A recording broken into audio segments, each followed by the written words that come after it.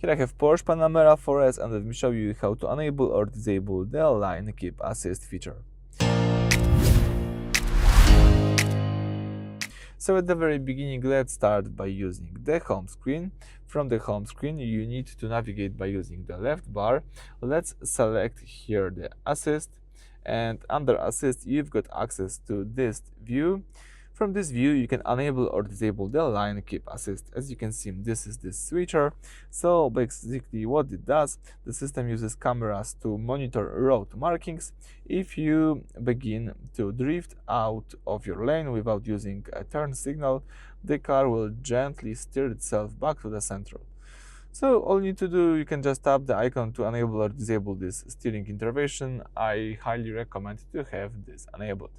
So that's it for this video. Thank you for watching. Please subscribe to our channel and leave thumbs up.